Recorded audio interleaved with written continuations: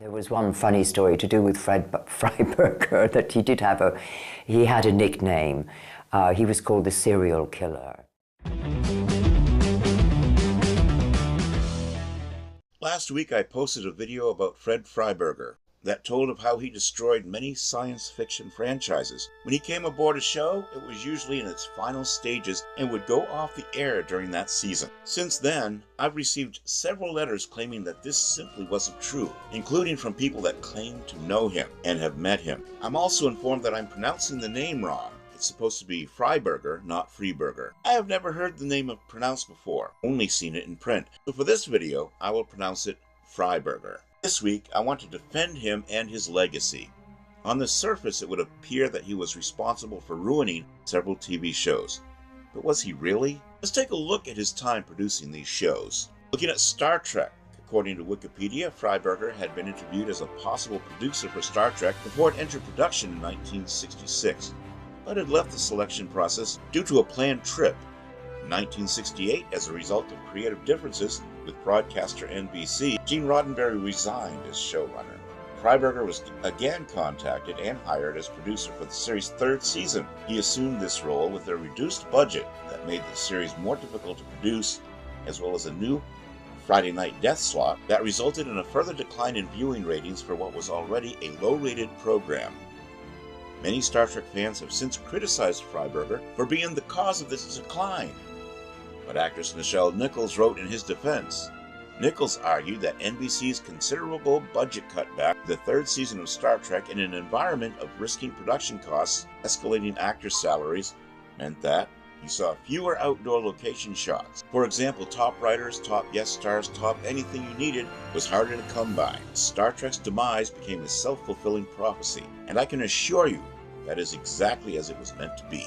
In the third season, Fred Frieberger did everything he could to shore up the show.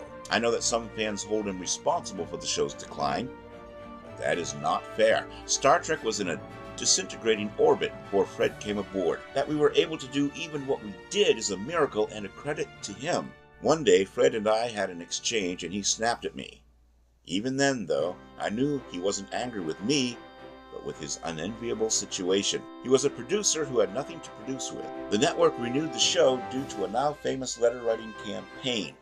But that doesn't mean they believed in the show, and even though the ratings were weak, they were still better than most shows that were in that time slot before and after it went off the air.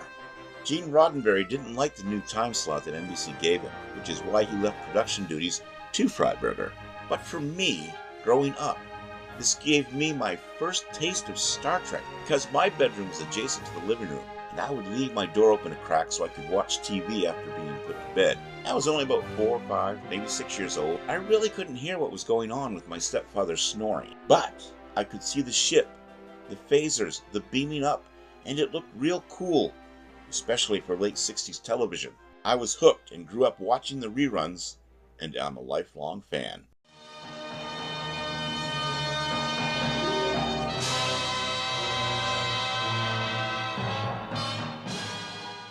And I met Fred Frieberger, who died recently, unfortunately, who was a writer on the very first Star Trek. And he was a very, very nice guy, but he was American. And what I mean by that is we have a different way of thinking. That he felt, well, you know, adolescents love monsters, and so we're going to stick to monsters on the whole. He came up with ideas that I didn't really approve of, but he was here, quote unquote, to satisfy the American audience. On December 15th, 1975, Frieberger was confirmed as both script editor and producer for the second season of Jerry Anderson's British science fiction TV series Space, 1999, recruited in part to make the series more appealing to the American market. To that end, Frieberger reworked the series with major cast and character changes, a heightened emphasis on action and drama, and even ensured that signs appearing in the episode used American English spelling. He also wrote 3 episodes for the show's second season under the pen name Charles Woodgrove. They got rid of the Barry Morse character of Victor and replaced him with Tony Inholt and Catherine Schell as Tony and the alien Maya. These younger characters were meant to appeal to a younger audience. But that strategy backfired as the Morse character was popular with the initial fan base, and the new characters were not as well received. Tony did have good chemistry with Alan Carter, who was played by Nick Tate, which is one of the season's highlights. Frieberger was brought on board after Sylvia Anderson separated from her husband and no longer wished to produce the show. Though Anderson and Grade were satisfied with his choice, Abe Mandel had concerns about why he was unemployed and available at that time.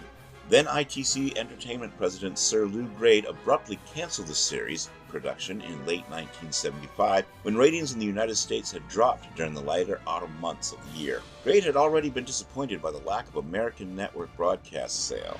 Jerry Anderson and Fred Frieberger rallied and pitched the idea of a new series with the addition of an alien character to Moonbase Alpha who would shake up the dynamic of interaction on the show and regain viewer interest in the United States. On the strength of Anderson and Frieberger's proposal of adding an alien character from the planet Psychon named Maya, Mandel approved a renewal of the series for a second year. So we actually have Fred Frieberger and his innovations to thank for the second season renewal to begin with.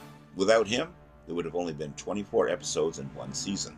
Frieberger also was not responsible for Barrymore's departure. He was let go after a salary dispute, apparently glad to leave the show, stating that he would rather play with grown-ups for a while. Production designer Keith Wilson stated in an interview in Destination Moonbase Alpha that he was always being ordered by producer Fred Frieberger to make sets smaller, taking away the expansive and expensive look of the first series interiors.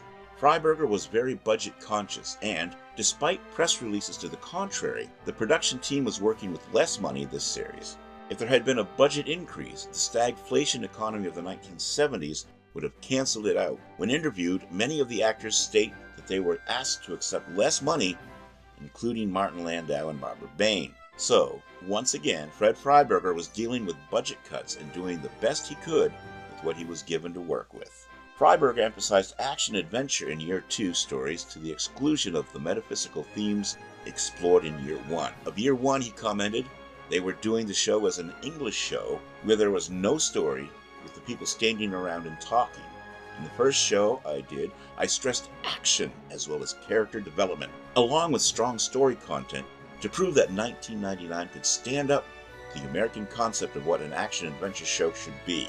Since Year 1 was quite serious in tone, one of Frieberger's ways to accomplish this objective was to inject humor into Year 2 stories whenever possible, but much of it seemed to the more vocal fans to be forced, especially at the conclusion of an episode where the Alphans were seen as jovial and light-hearted despite whatever violent or tragic events might have previously befallen them. Frieberger had appropriated this approach from Star Trek. The endings of many of that show's episodes featured an upbeat discussion among the cast of the lessons learned during the episode and closing on a joke. This approach was copied for Space 1999, with Koenig, Berdeschi, Russell, Carter, and Maya enjoying a laugh in the command center. Given Landau's intensity and the brooding nature of the Koenig character, the approach did not fit the series. To fulfill the scheduling requirement and cut production costs, Frieberger used the double-up script solution. During double-up installments, 2 first-unit production teams would film 2 episodes simultaneously. Landau and some of the supporting cast would be given expanded roles and would film an episode on location or on sets constructed for that story in Pinewood Soundstage M, while Bain and the remaining supporting cast, also in expanded roles, would film their episode in the standing alpha sets on Soundstage L. Landau and Bain would then be given minor roles in the opposing episodes. This measure was used to complete 8 stories as 4 pairs.